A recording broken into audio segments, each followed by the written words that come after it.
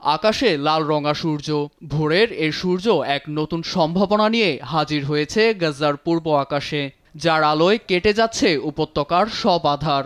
আলো ফোটার সঙ্গে খান ইউনুসের ক্যাম্প থেকে বেরিয়ে আসছেন বাস্তুচ্যুতরা।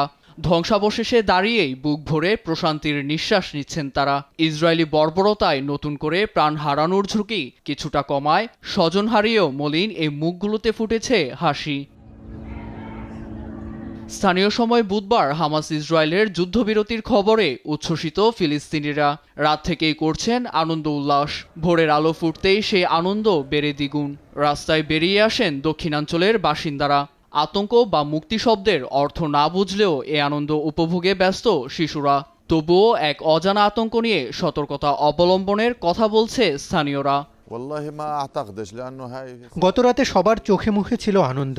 1 বছরেরও বেশি সময় ধরে এ দিনটির জন্য অপেক্ষায় ছিলাম আমরা। সৃষ্টিকর্তা অবশেষে মুখ তুলে তাকিয়েছেন। কিন্তু সত্যি বলতে আন্তর্জাতিক মধ্যস্থতার চুক্তিটি রোববার সন্ধ্যা থেকে কার্যকর হবে। তাই এ 3 দিন আমাদের খুব সতর্ক থাকতে হবে, কারণ ইসরায়েলিরা বিশ্বাসের যোগ্য নয়।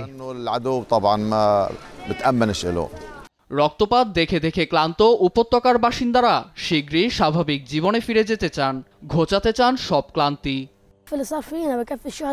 প্রতিদিন শহীদের রক্ত দেখার চেয়ে বাড়ি ফিরে ধ্বংসস্তূপের উপর বসে থাকাও ঢের ভালো। সড়কে মানুষের উপস্থিতি বাড়ায় খুলেছে হাট বাজারও। খোশ মেজাজে 3 প্রহর কাটাতে পেরে আনন্দিত বাসিন্দারা।